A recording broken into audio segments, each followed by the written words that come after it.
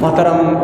عزیزوں، بزرگوں، نوجوانوں، بچوں، پردہ دار ماؤں اور بہنوں، سورۃ البقرہ کا 23واں رکوع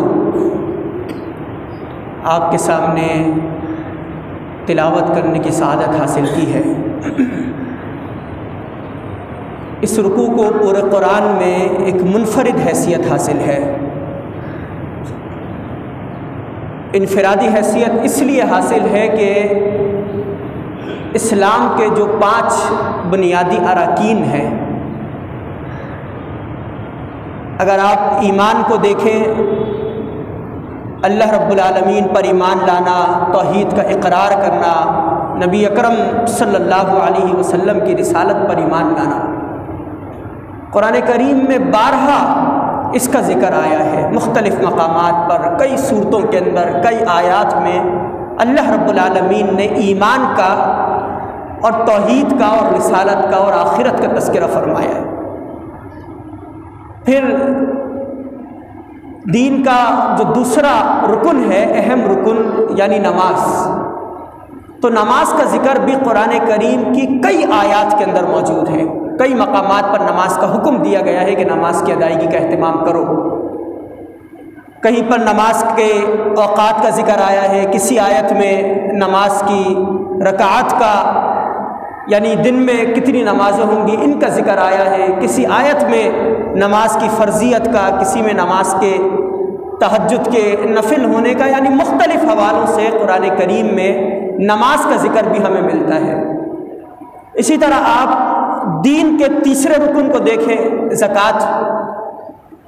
تو زکوٰۃ کا ذکر بھی قرآن کریم کی مختلف آیات کے اندر موجود ہے۔ سورہ توبہ کے اندر زکوٰۃ کے مصارف کا بیان ہے کہ زکوٰۃ کن کو دی جائے۔ اسی طرح خرچ کرنے کے حوالے سے، صدقہ اور خیرات کے حوالے سے قرآن کریم کی کئی آیات کے اندر حکم دیا گیا ہے، اور زکوٰۃ کے حوالے سے مختلف احکامات اور اس کی فرضیت قرآن کریم کے اندر موجود ہے۔ اسی طرح آپ حج کو دیکھیں تو حج بھی قرآن میں سورۃ الحج کے ابتدائی 2 رکوع، پورا حج کا ذکر اس کے اندر موجود ہے۔ اسی طرح یہ جو سورہ بقرہ کا 23واں رکوع میں نے آپ کے سامنے تلاوت کیا، اس کے بعد جو 2 رکوع ہیں، رکوع نمبر 24 اور 25، ان رکوعات میں بھی حج کا بیان، اسی طرح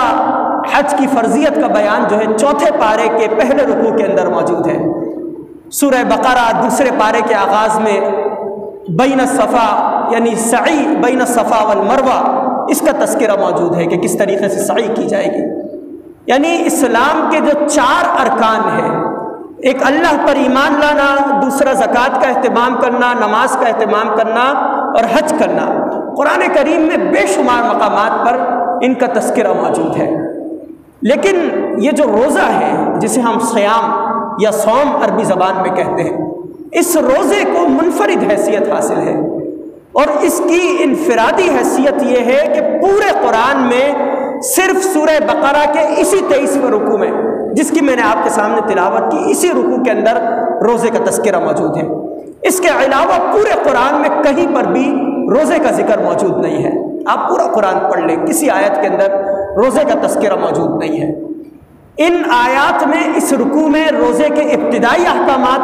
روزے کے درمیانی احکامات اور تکمیلی احکامات، مکمل احکامات، روزے کی حکمتیں، روزے کا حاصل، روزے کے ذریعے کیا فوائد حاصل ہوتے ہیں، یہ تمام چیزیں سورۃ البقرہ کے 23ویں رکوع کے اندر موجود ہیں۔ اس لحاظ سے روزے کو، یعنی صوم یا صیام کو، قرآن کریم کے اندر یہ انفرادی حیثیت حاصل ہے کہ پورے قرآن میں صوم کا ذکر صرف ایک مقام پر سورۃ البقرہ کے 23ویں رکوع کے اندر 6 آیات پر مشتمل یہ رکوع اور اسی کے اندر موجود ہے۔ دوسری بات کہ جو رمضان المبارک کا مہینہ آ رہا ہے اور ہم روزہ رکھیں گے، کیا آیا روزہ گزشتہ امتوں کے اندر بھی موجود تھا یا موجود نہیں تھا؟ اور کیا مکہ کے لوگ، جب نبی کریم صلی اللہ علیہ وسلم مکہ کے اندر موجود تھے، کیا اس وقت وہ لوگ روزے کی، صوم کی اصطلاح سے واقف تھے یا نہ تھے؟ تو ہمیں یہ بات معلوم ہوتی ہے کہ جو مشرکین مکہ تھے، وہ ایمان کے حوالے سے تو جانتے تھے کہ ایمان کس چیز کا نام ہے، اور وہ اپنے تئیں اور اپنے طور پر کہتے تھے کہ ہم حضرت ابراہیم علیہ السلام کی تابعداری کرنے والے اور ان کے دین پر یعنی دین ابراہیمی پر چلنے والے ہیں، اور ہم اللہ پر ایمان لاتے ہیں اور اللہ کے ساتھ اور بھی ہمارے معبود ہیں۔ یعنی وہ ایمان کو تو جانتے تھے کہ ایمان کس چیز کا نام ہے۔ اسی طرح مشرکین مکہ نبی اکرم صلی اللہ علیہ وسلم کے دور میں نماز سے بھی واقف تھے کہ نماز کس چیز کا نام ہے، کیونکہ گزشتہ امتوں پر نمازیں فرض ہو چکی تھی۔ البتہ قرآن نے تبصرہ کیا ہے کہ مشرکین مکہ جو نماز پڑھا کرتے تھے تو ان کی نمازیں وَمَا كَانَ صَلَاتُهُمْ عِنْدَ الْبَيْتِ إِلَّا مُكَاءً وَتَصْدِيَةً، کہ ان کی نماز جو تھی وہ بیت اللہ شریف کے پاس آیا کرتے تھے اور تالیاں پیٹتے تھے اور سیٹیاں بجاتے تھے، بس یہی ان کی نماز ہوا کرتی تھی۔ یعنی وہ نماز سے واقف تھے لیکن انہوں نے نماز کی حیت کو اور شکل و صورت کو تبدیل کر دیا تھا، مُكَاءً وَتَصْدِيَةً، یعنی تالیاں پیٹنا اور سیٹیاں بجانا یہ ان کی نماز تھی۔ اسی طرح کسی نہ کسی طرح وہ صدقہ اور خیرات اور زکوٰۃ اور ان معاملات سے بھی واقف تھے، کیونکہ وہ خانہ کعبہ کی اور جو حاجی آتے تھے، جو لوگ دیگر عبادات کرنے کے لیے مکہ مکرمہ کے اندر آتے تھے، ان کی خدمت کرتے تھے اور ان کے لیے خرچ کرتے تھے، اپنے غلاموں پر اور دیگر لوگوں کے اوپر وہ خرچ کیا کرتے تھے، تو اس رکن سے بھی وہ کسی نہ کسی طرح واقف تھے۔ اسی طرح حج کی عبادت سے بھی وہ لوگ جو مشرکین مکہ تھے وہ کچھ نہ کچھ انداز سے واقف تھے، لیکن انہوں نے حج کو بھی تبدیل کر کے رکھ دیا تھا۔ حج کے معاملے کے اندر بھی ایسی عجیب و غریب سی چیزیں اور خرافات پیدا کر دی تھی کہ اس قدر گھٹیا تصور ان کے اندر موجود تھا کہ برہنہ مرد اور برہنہ عورت اگر خانہ کعبہ کا طواف کرے اور خانہ کعبہ کا طواف کرے برہنہ حالت میں، ننگی حالت میں، تو وہ اس کو سب سے بہترین عبادت سمجھا کرتے تھے۔ تو ان کے نزدیک یہ حج کی عبادت بھی تھی لیکن اس کی شکل و صورت انہوں نے تبدیل کر دی تھی۔ روزہ مشرکین مکہ روزے سے واقف نہیں تھے، روزے کی کوئی عبادت ان کے درمیان موجود نہیں تھی مکہ کے رہنے والوں کے اندر۔ البتہ وہ روزہ رکھواتے تھے تو اپنے گھوڑوں کو روزہ رکھواتے تھے۔ آپ سیرت کی کتابوں کا مطالعہ کریں تو معلوم ہوتا ہے کہ مشرکین مکہ اپنے گھوڑوں کو روزہ رکھواتے تھے۔ گھوڑوں کو روزہ اس لیے رکھواتے کہ ان کے اندر جو لڑائی جھگڑے ہوا کرتے تھے وہ نسلوں تک چلنے والے ہوتے تھے، اور ان لڑائی جھگڑوں میں یا تو ایک اونٹ استعمال کرتے تھے یا پھر گھوڑا استعمال کرتے تھے۔ اب اونٹ جو ہے وہ کافی دن تک بھوکا رہ سکتا ہے، پیاسا رہ سکتا ہے، لیکن لڑائی کے دوران اونٹ کے اندر وہ پھرتی نہیں ہوتی ہے کہ وہ جب چاہے پلٹ جائے، جب چاہے دشمن کے اوپر حملہ آور ہو جائے۔ وہ اونٹ کے اندر یہ خصوصیت نہیں تھی، البتہ وہ بھوک اور پیاس کو برداشت کر سکتا تھا۔ گھوڑے کے اندر یہ خوبی ہوتی ہے کہ وہ تیز ترار ہوتا ہے، پھرتیلا ہوتا ہے اور ہر وقت حملہ کرنے کے لیے اور اپنے حیت تبدیل کرنے کے لیے تیار ہو جاتا ہے۔ البتہ گھوڑا جو ہے وہ بھوک اور پیاس کو برداشت نہیں کر سکتا، تو وہ اپنے مشرکین مکہ اپنے گھوڑوں کو روزہ رکھواتے تھے اور کئی دن تک اپنے گھوڑوں کو کھانے پینے کے لیے کچھ بھی نہیں دیتے تھے، اور تیز دھوپ کے اندر لے جا کر ان کو کھڑا کر دیا کرتے تھے تاکہ وہ دھوپ کو بھی برداشت کر سکیں۔ تو مشرکین مکہ کے اندر ایمان، زکوٰۃ، اسی طرح نماز اور اسی طرح حج، اس قسم کے عبادات تو اس کی شکل و صورت انہوں نے بگاڑی تھی لیکن موجود تھی، لیکن روزہ ان کے اندر موجود نہیں تھا۔ البتہ جب نبی کریم صلی اللہ علیہ وسلم مکہ سے ہجرت کر کے مدینہ کی طرف گئے تو مدینہ میں پہلی ہجری میں نبی کریم صلی اللہ علیہ وسلم نے دیکھا کہ یہودی جب 10 محرم الحرام آیا تو انہوں نے روزہ رکھا، تو نبی کریم صلی اللہ علیہ وسلم کو صحابہ کرام نے بتایا کہ یہ جو یہودی ہیں یہ آج کے دن روزہ رکھ رہے ہیں۔ تو نبی کریم صلی اللہ علیہ وسلم نے پوچھا کہ کیوں رکھ رہے ہو؟ تو جواب ملا کہ حضرت موسیٰ علیہ السلام اور ان کی امت کو اللہ رب العالمین نے فرعون کے لشکر سے 10 محرم الحرام کو نجات دی تھی، اسی لیے ہم شکر گزاری کے طور پر ہم گویا کہ عید مناتے ہوئے اور شکر گزاری کے طور پر 10 محرم الحرام کو روزہ رکھ رہے ہیں۔ یعنی مشرکین مکہ روزے کے عبادت سے واقف نہیں تھے لیکن یہودی وہ روزے کے عبادت سے واقف تھے۔ تو نبی کریم صلی اللہ علیہ وسلم نے فرمایا کہ ہم حضرت موسیٰ علیہ السلام سے ایمان کے اعتبار سے زیادہ قریب ہیں، لہذا اگر یہودی 1 دن کا روزہ رکھتے ہیں تو ہم 2 دن کا روزہ رکھیں گے۔ تو اس طرح روزے کا آغاز جو ہے ابتدائی ہجرت کے پہلے سال میں روزے کا آغاز ہوتا ہے، اور نبی کریم صلی اللہ علیہ وسلم اور صحابہ کرام کو اللہ رب العالمین حکم دیتے ہیں کہ یا ایھا الذین آمنوا کتب علیکم الصیام، کما کتب علی الذین من قبلکم لعلکم تتقون، کہ لوگوں جو ایمان لے کر آئے ہو تم پر روزہ فرض کیا گیا ہے جس طرح تم سے پہلے امتوں پر فرض کیا گیا تھا، اور یہ روزہ اس لیے فرض کیا گیا ہے لعلکم تتقون، تاکہ تم تقوی اختیار کرو۔ ایام معدودات، یہ جو روزے کے دن ہیں یہ چند دن ہیں، گنے چنے دن ہیں۔ فمن کان منکم مریضا او علی سفر،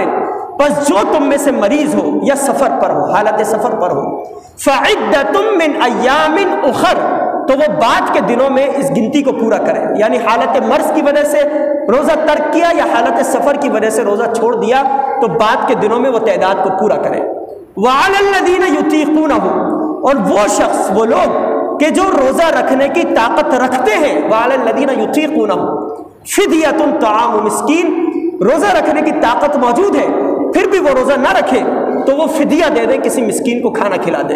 وَأَن تَصُومُوا خَيْرٌ لَكُمْ إِن كُنتُمْ تَعْلَمُونَ، لیکن بہتر یہ ہے تمہارے لیے کہ تم روزہ رکھو۔ یہ جو سورہ بقرہ کے 23ویں رکوع کی ابتدائی 2 آیات ہیں جن کا ابھی ترجمہ میں نے آپ کے سامنے بیان کیا، مفسرین کرام یہاں پر بیان فرماتے ہیں کہ یہ جو 2 آیات ہیں یہ رمضان کے روزوں کے حوالے سے نہیں ہے، بلکہ یہ 2 آیات ایام 20 کے روزوں کے حوالے سے ہے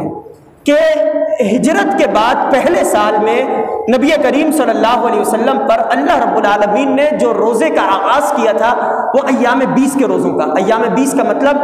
یعنی ہر اسلامی مہینے کی 13ویں، 14ویں اور 15ویں تاریخ، ان 3 ایام کا روزہ۔ تو 3 ایام کے روزے یہ آغاز میں لازم کیے گئے تھے کہ ان کو رکھو، اور اگر کوئی شخص ان کو نہ رکھے، طاقت کے باوجود بھی نہ رکھے، تو وہ کسی مسکین کو کھانا کھلا دے، اس کو فدیہ دے دے، یعنی یہ ابتدائی حکم تھا۔ اس کے بعد اللہ رب العالمین نے جب غزوہ بدر ہوئی، غزوہ بدر سے پہلے یہ 3 روزے تھے، اور غزوہ بدر کے بعد 1 سال کے بعد اللہ رب العالمین نے رمضان کے روزوں کو فرض کیا، اور رمضان کے روزے یہ تو 29 دن یا پھر 30 دن کے روزے جو فرض کیے گئے، یہ پھر اس کے بعد کی آیات سورہ بقرہ کے 23ویں رکوع کی جو آخر کی آیات ہے ان میں رمضان کے روزوں کا ذکر ہے، اور مکمل احکامات انہی آیات کے اندر اللہ رب العالمین نے بیان فرمائے ہیں۔ وہ احکامات یہ ہیں کہ شہر رمضان، فرمایا کہ رمضان وہ مہینہ ہے الذی انزل فیہ القرآن، کہ جس مہینے میں اللہ رب العالمین نے قرآن نازل فرمایا، اور قرآن ہدی للناس، یہ ہدایت ہے لوگوں کے لیے، تمام لوگوں کے لیے، بنی نوع انسانی کے لیے، وبینات من الہدی والفرقان، اور واضح نشانیاں، ہدایت کی واضح نشانیاں ہیں، اور حق اور باطل میں فرق کرنے والی کتاب یہ قرآن کریم ہے۔ پھر آگے فرمایا کہ فمن شہیدہ، پس جو حاضر ہو جائے، فمن شہیدہ یعنی رمضان المبارک کے مہینے میں جو حاضر ہو جائے، منکم تم میں سے، الشہر رمضان کے مہینے میں، فلیصم چاہیے کہ وہ روزہ رکھے۔ یعنی کہ پچھلا جو حکم تھا، جو پچھلی آیت کے اندر بیان ہوا تھا، وہ یہ تھا کہ کوئی شخص اگر طاقت رکھتا ہے، اس کے اندر استطاعت ہے روزہ رکھنے کی، اس کے باوجود بھی وہ روزہ چھوڑ سکتا ہے، اور روزہ چھوڑنے کے بدلے وہ کسی مسکین کو ایک فدیہ دے دے، اس کو کھانا کھلا دے تو یہ کافی ہے، یعنی طاقت کے باوجود بھی روزہ چھوڑ سکتے، ایک اختیاری معاملہ تھا۔ لیکن اس آیت کے آنے کے بعد پچھلی آیت منسوخ کر دی گئی، پچھلی آیت کا حکم اس کے اندر اب اختیاری معاملہ باقی نہ رہا، بلکہ اللہ رب العالمین نے لازم قرار دے دیا کہ اب کوئی رعایت نہیں ہے۔ فمن شہید منکم الشہر فلیصم، کہ تم میں سے جو بھی رمضان المبارک کا مہینہ پائے تو لازم ہے، فرض ہے اس کے اوپر وہ روزہ رکھے۔ لیکن ومن کان مریضا، جو تم میں سے مریض ہو، مریض کا مطلب یہ کہ اگر کوئی عورت ہے وہ حاملہ ہے اور اسے ڈاکٹر نے یہ کہا ہے کہ حمل کے دوران اگر روزہ آئے اور روزہ رکھے تو اس کی زندگی، اس کی جان اور اس کے بچے کی جان کو نقصان پہنچ سکتا ہے، تو وہ مریضہ ہے، وہ روزہ ترک کر سکتی ہے، چھوڑ سکتی ہے۔ اسی طرح اگر کوئی خاتون ہے کہ وہ دودھ پلانے والی ہے، اس کا شیر خوار بچہ ہے، وہ اس کو دودھ پلاتی ہے، دودھ پلائے گی، رمضان آ گیا، روزہ رکھے گی تو بچے کی خوراک پوری نہیں ہو سکے گی، تو وہ بھی مریضہ کے حکم میں وہ بھی روزہ چھوڑ سکتی ہے، بعد میں پھر وہ تعداد کو اور گنتی کو پورا کر دے۔ اسی طرح اگر کوئی شخص سخت بیمار ہے، 105 106 تک اس کو بخار پہنچ چکا ہے اور وہ اس کے لیے اٹھنا بیٹھنا مشکل ہو گیا ہے، تو وہ بھی روزے کو ترک کر سکتا ہے اور پھر بعد میں ان روزوں کی قضا کر سکتا ہے۔ البتہ یہ جو مریض ہے اس کے لیے یہ حکم ہے کہ یہ اگر روزہ چھوڑے گا روزہ نہیں رکھ پائے گا کسی بھی وجہ سے، کسی بیماری کی وجہ سے، تو یہ نہیں کہ وہ اس روزے کے بدلے فدیہ دے دے، بعد میں فدیہ نہیں ہے، بعد میں وہ روزہ رکھے گا اور اس کی قضا مکمل کرے گا، فدیہ دینا یہ مریض کے لیے نہیں ہے۔ تو ومن کان مریضا، جو مریض ہو تم میں سے، او علی سفر، یا پھر مسافر ہو، حالت سفر میں ہو، تو وہ روزہ چھوڑ سکتا ہے، فعدۃ من ایام اخر، تو ایسا مریض اور ایسا مسافر بعد میں اپنی گنتی کو مکمل کر لے گا۔ حالت سفر میں بھی اگر کوئی شخص ہے تو وہ اپنی گنتی کو مکمل کر لے گا۔ یرید اللہ بکم الیسر، اللہ تعالیٰ تمہارے لیے ارادہ کرتا ہے آسانی کا ارادہ، ولا یرید بکم العسر، اللہ تمہیں تنگی میں اور مشقت میں نہیں ڈالتا کہ تم حالت مرض میں ہو اس کے باوجود بھی روزہ رکھو، یہ اللہ نہیں چاہتا۔ تم حالت سفر میں ہو اس کے باوجود بھی روزہ رکھو، اللہ یہ نہیں چاہتا، بلکہ اللہ آسانی چاہتا ہے۔ یرید اللہ بکم الیسر، اس نے دین کے اندر آسانی رکھی ہے۔ واقعات میں آتا ہے کہ صحابہ کرام ایک کسی قافلے کے ساتھ کسی مقام پر پڑاؤ ڈالنے کے لیے گئے، تو کچھ صحابہ کرام نے رمضان کا مہینہ تھا روزہ رکھ لیا اور بعض صحابہ نے روزہ نہیں رکھا، تو راستے میں وہ کافی طویل سفر کر کے دھوپ کی شدت کو برداشت کر کے وہ ایک مقام پر پہنچے، وہاں پر جا کر پڑاؤ ڈالا، تو جن صحابہ کرام کا روزہ نہیں تھا انہوں نے مختلف خیمے گاڑے اور مختلف امور سر انجام دیے، مختلف کام کیے، لیکن جن صحابہ کرام کا روزہ تھا تو وہ اتنا زیادہ پریشان ہوئے اور سفر کی شدت کو وہ برداشت نہیں کر پائے، دھوپ کی شدت کو برداشت نہیں کر پائے، جب اس مقام پر پہنچے تو وہ بے ہوش ہو گئے اور بے ہوش ہو کر گر پڑے۔ بعد میں نبی کریم صلی اللہ علیہ وسلم کو پتہ چلا تو نبی کریم صلی اللہ علیہ وسلم نے فرمایا کہ یہ نیکی نہیں ہے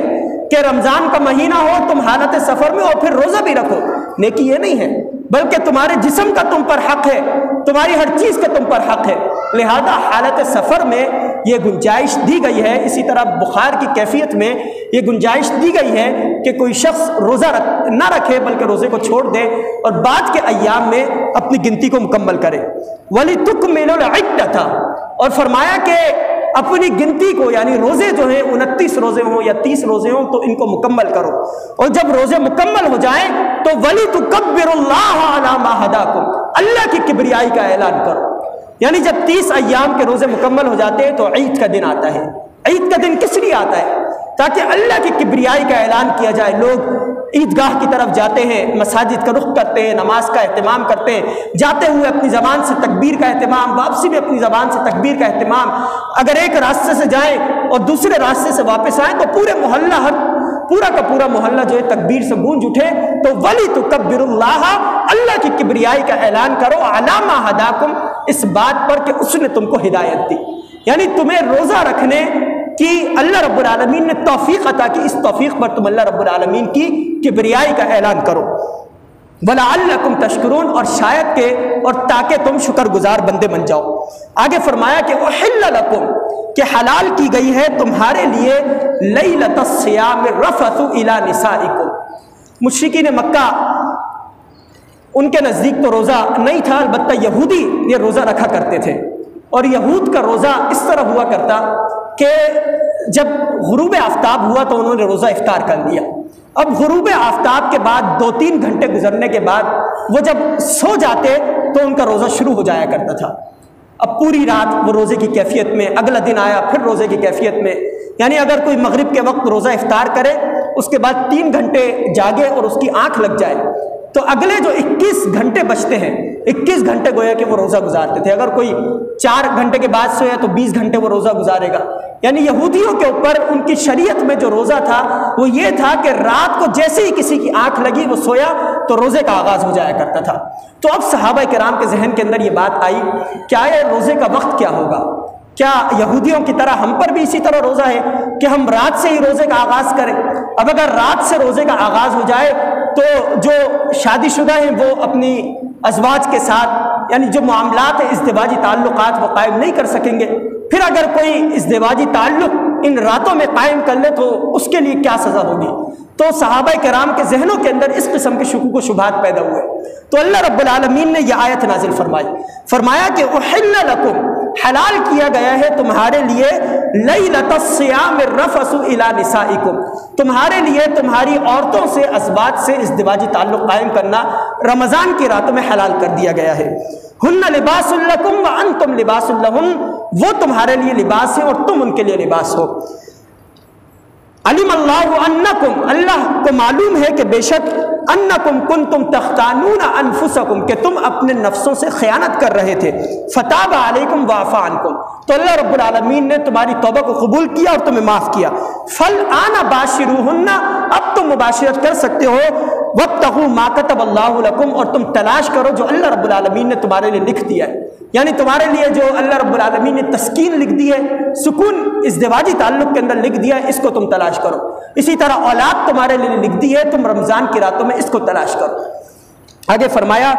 کہ وَكُلُوا وَاشْرَبُوا، اور تم کھاؤ اور پیو، حَتَّى يَتَبَيَّنَ لَكُمُ الْخَيْطُ الْأَبْيَضُ مِنَ الْخَيْطِ الْأَسْوَدِ، یعنی جب سفید دھاگا کالے دھاگے سے جدا ہو جائے اس وقت تک تم کھا سکتے ہو۔ من الفجر ثم اطم الصیام الی اللیل، پھر اپنے روزے کو رات تک پورا کرو۔ یہ جو فرمایا کہ جب سفید دھاگا کالے دھاگے سے علیحدہ ہو جائے اس وقت تک تم کھا سکتے ہو، تو صحابہ کرام نے جب اس آیت کو سنا تو وہ صحیح انداز سے اس کو سمجھ نہیں پائے۔ انہوں نے رات کو سوتے ہوئے اپنے تکیے کے نیچے دو دھاگے رکھ لیے، ایک سفید دھاگا اور ایک کالا دھاگا۔ چونکہ رات کا جب اندھیرا ہوتا ہے تو دھاگے کو اگر آپ دیکھیں گے تو وہ صحیح انداز سے نظر نہیں آ پائے گا کہ کالا دھاگا کون سا ہے اور سفید دھاگا کون سا ہے۔ تو جیسے ہی وہ دیکھتے کہ سفید دھاگا نمایاں ہونا شروع ہوا، آہستہ آہستہ پاؤں پھوٹنی شروع ہوئی، روشنی ہونا شروع ہوئی، تو جب سفید دھاگا نظر آنا شروع ہوا تو انہوں نے روزے کو سمجھ لیا کہ اب سے روزے کا آغاز ہو گیا ہے۔ تو نبی کریم صلی اللہ علیہ وسلم نے احادیث کے اندر بتایا کہ اس کا یہ مطلب نہیں ہے کہ اپنے تکیے کے نیچے ایک کالا دھاگا اور سفید دھاگا رکھا جائے، اس کا مطلب یہ ہے کہ جب طلوع آفتاب سے پہلے جب ایک پاؤ پھوٹتی ہے اور ایک لکیر سفید لکیر آسمان کے اوپر آتی ہے تو گویا کہ روزے کا آغاز ہو جاتا ہے، اور پھر رات تک یعنی جب مغرب کا وقت آتا ہے اس وقت تک ثم اطم الصیام الی اللیل، رات تک تم اپنے روزے کو مکمل کرو۔ اس آیت کی روشنی میں یہ جو ہمارے درمیان مختلف مکاتب فکر موجود ہے، یعنی اہل تشیع حضرات ہیں، اہل سنت والجماعت ہیں، تو اہل تشیع حضرات کا موقف یہ ہے کہ قرآن میں فرمایا گیا کہ ثم اطم الصیام الی اللیل، یعنی رات تک اپنے روزے کو مکمل کرو۔ لہذا جب رات اچھی طرح چھا جاتی ہے، خوب اندھیرا ہو جاتا ہے، عشاء کا وقت قریب ہو جاتا ہے، تو اہل تشیع بالکل اس وقت جو ہے اپنے روزے کا افطار کرتے ہیں۔ وہ بالکل غروب آفتاب کے وقت افطار نہیں کرتے، بلکہ اہل سنت والجماعت کا نقطہ نظر یہ ہے، چاروں ائمہ جو ہے، امام ابو حنیفہ، امام مالک، امام شافعی، امام احمد بن حنبل رحمہم اللہ، ان سب کا متفقہ نقطہ نظر اور ان کا اجتہاد اور ان کا اجماع اس بات پر ہے کہ جیسے ہی غروب آفتاب کا وقت ہو، جو ہی اذان ہو تو فوراً روزہ افطار کر لینا چاہیے اور روزے کا وقت مکمل ہو جاتا ہے۔ اور آگے فرمایا کہ وَلَا تُبَاشِرُوهُنَّ وَأَنْتُمْ عَاكِفُونَ، اور تم اعتکاف کی حالت میں مسجدوں کے اندر جب ہو تو پھر اپنی ازواج سے ازدواجی تعلق قائم نہیں کر سکتے۔ تلک حدود اللہ، یہ اللہ کی حدود ہے، فلا تقربوها، ان حدود کے قریب نہ جاؤ۔ یہ سورہ بقرہ کا 23واں رکوع ہے، اور پورے قرآن کے اندر صرف یہی ایک رکوع ہے کہ جس میں روزے کے احکامات، آغاز کے احکامات، درمیانی احکامات اور اختتامی یعنی تکمیلی احکامات، سارے کے سارے احکامات اسی رکوع کے اندر موجود ہے۔ پورے قرآن میں دوسرے کسی مقام پر روزے کا ذکر موجود نہیں ہے، آپ پورا قرآن پڑھ ڈالیے، صرف انہی آیات کے اندر روزے کا ذکر ملتا ہے۔ اور فرمایا گیا ہے کہ رمضان کے دنوں کے وقت میں روزہ رکھا جائے اور رات کے وقت میں تراویح کا اہتمام کیا جائے۔ اور تراویح کے حوالے سے ایک مسئلہ بیان کر کے اپنی گفتگو کو میں مکمل کروں گا کہ نبی اکرم صلی اللہ علیہ وسلم نے رمضان المبارک کے مہینے میں صرف 3 راتیں تراویح کا اہتمام کیا ہے، قیام اللیل کا اہتمام کیا، اور وہ اس طرح کہ نبی کریم صلی اللہ علیہ وسلم اپنے گھر سے نکلے، مسجد میں آئے اور انہوں نے تراویح پڑھی اور 8 رکعات کا اہتمام کیا۔ ہم جو 20 رکعت اہتمام کرتے ہیں، نبی کریم صلی اللہ علیہ وسلم نے 20 رکعت تراویح نہیں پڑھی، 8 رکعت کا اہتمام کیا۔ لوگ آئے نبی کریم صلی اللہ علیہ وسلم کے پیچھے کھڑے ہوئے، انہوں نے بھی تراویح کا اہتمام کیا، پھر دوسرا دن، پھر تیسرا دن، پھر چوتھا دن نبی کریم صلی اللہ علیہ وسلم نے اس لیے اہتمام نہیں کیا کہ کہیں ایسا نہ ہو کہ تراویح فرض کر دی جائے، کیونکہ تراویح فرض نہیں ہے بلکہ تراویح سنت ہے۔ نبی کریم صلی اللہ علیہ وسلم نے عمل کیا، لہذا ہمیں اس کا اہتمام کرنا چاہیے۔ پھر نبی کریم صلی اللہ علیہ وسلم کے دور کے بعد حضرت ابو بکر صدیق رضی اللہ عنہ کا دور آیا، تو حضرت ابو بکر صدیق رضی اللہ عنہ کے دور میں بھی یہی سلسلہ یعنی 8 رکعت تراویح کا سلسلہ جاری رہا۔ پھر حضرت عمر فاروق رضی اللہ تعالیٰ عنہ کا دور آیا۔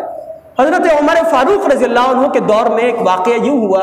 کہ حضرت عمر مسجد میں تشریف لائے، مسجد میں دیکھا کہ ایک مقام پر ایک جماعت ہو رہی ہے تراویح کی جماعت، دوسرے مقام پر دوسری، تیسرے مقام پر تیسری، یعنی چھوٹی چھوٹی جماعتیں تراویح کی ہو رہی ہیں۔ حضرت عمر رضی اللہ عنہ نے سوچا کہ